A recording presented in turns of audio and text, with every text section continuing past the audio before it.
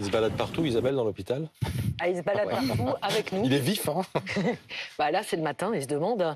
Non, il se balade partout avec nous, bien sûr accompagné, que ce soit Maxime, Marguerite, enfin, on est quatre à se partager sa garde. Vous pouvez le laisser par terre, je crois qu'il en a marre. C'est une idée géniale. D'où vous est venue l'idée?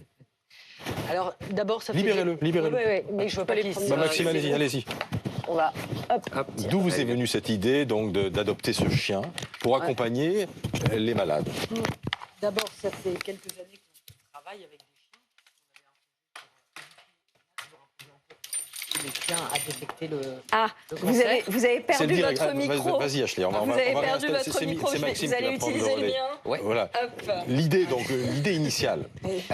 L'idée, en fait, c'est qu'on avait envie d'apporter un petit peu de douceur au sein de l'hôpital, parce qu'avec tout ce qui se passe en ce moment, notamment pour les infirmiers, notamment pour le personnel soignant, l'objectif, c'était d'essayer de trouver une idée assez simple, entre guillemets, mais qui pouvait justement apporter quelque chose un peu de douceur, un peu d'humanité, un peu de... Voilà, parler en fait peut-être un peu d'autre chose que de cancer au sein de l'hôpital. Et ça paye? Et ça marche plutôt bien. Comment vous le mesurez? Comment on le mesure? Déjà avec l'interaction avec les patients. Les patients ont l'habitude en fait de plutôt d'attendre entre guillemets dans des salles d'attente, de discuter entre eux malheureusement parfois de leur maladie. Bien sûr.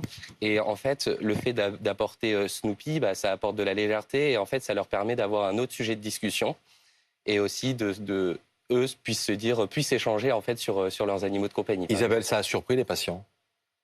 Ça a surpris les patients, ça nous a surpris nous aussi. Parce que je pense qu'au départ, on s'attendait à... Notre objectif était de faire sourire, que ce soit les patients, que ce soit les soignants. Et finalement, il y a quand même beaucoup d'émotions. On a été surpris de l'émotion que ça a suscité dans certaines chambres avec certains patients. Ça, c'est la première chose. Je voulais aussi revenir sur le fait de l'évaluer. On va bien sûr évaluer les bénéfices et les limites. Parce qu'il y en a. Curatif, psychologique? Alors, on va évaluer les bénéfices sur la qualité de vie au travail du personnel, parce qu'il y a aussi le personnel à l'hôpital et ça change l'ambiance. On le voit aujourd'hui sur le plateau. Donc ça, on va le faire évaluer avec une méthode de recherche. Ça va être réalisé par un chercheur de l'université Paris-Est-Créteil. Oui. Et puis l'année prochaine, on va l'évaluer avec les patients et sur les différentes interactions avec les patients. J'imagine que tout le monde doit se disputer Snoopy au sein de l'hôpital parce que ça fait du bien au personnel, ça fait du bien aussi aux malades. On a presque envie de dire pourquoi vous en prenez un deuxième. mais c'est vrai que j'imagine qu'il a un agenda de ministre, Snoopy, là, aujourd'hui à l'hôpital. Ah, il a un agenda chargé, très bien organisé par Maxime d'ailleurs. Parce qu'on essaye de faire des temps de balade avec les soignants, des interactions, des temps de repos pour lui. Parce que c'est aussi important, à des moments il peut en avoir marre, avoir envie de se reposer, enfin, et ça évidemment ça rentre... Il n'est pas syndiqué. Il n'est pas syndiqué. Non, il est plutôt assez gâté. Et puis on se partage la garde, enfin c'est quand même une sacrée organisation. Hein. Et vous qui gardez le soir?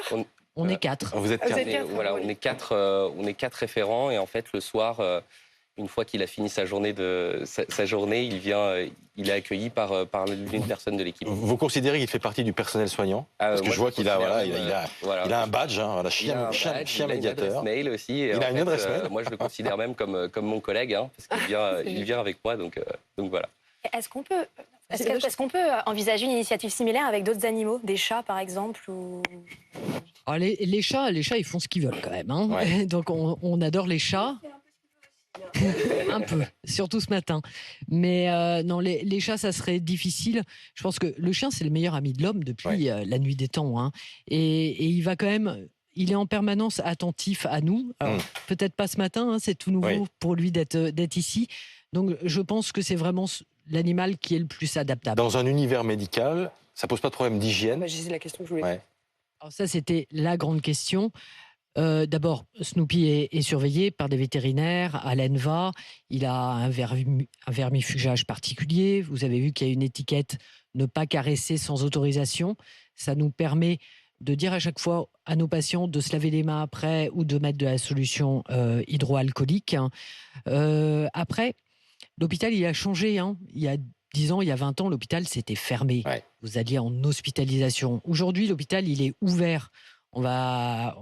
faire sa chirurgie en ambulatoire, même pour un cancer du sein, hein, c'est ce qui se passe à Curie, sa radiothérapie, sa chimiothérapie. Après, on sort. Beaucoup de gens ont déjà des animaux, donc on n'est plus comme il y a 10 ans ou 20 ans. Et voilà, et on innove aussi en passant cette barrière du chien à l'hôpital. Bravo en tout cas, bravo pour cette initiative de l'Institut. Snoopy à regret, mais vos patients en ont plus besoin que moi. Il prend son service à quelle heure? Voilà, on y va, tous les trois. Voilà, bon courage, on sait que vos journées sont très très très chargées. Merci en tous les cas d'être venu nous voir ce matin. Merci de faire écho aux initiatives des paramédicaux. Merci à vous.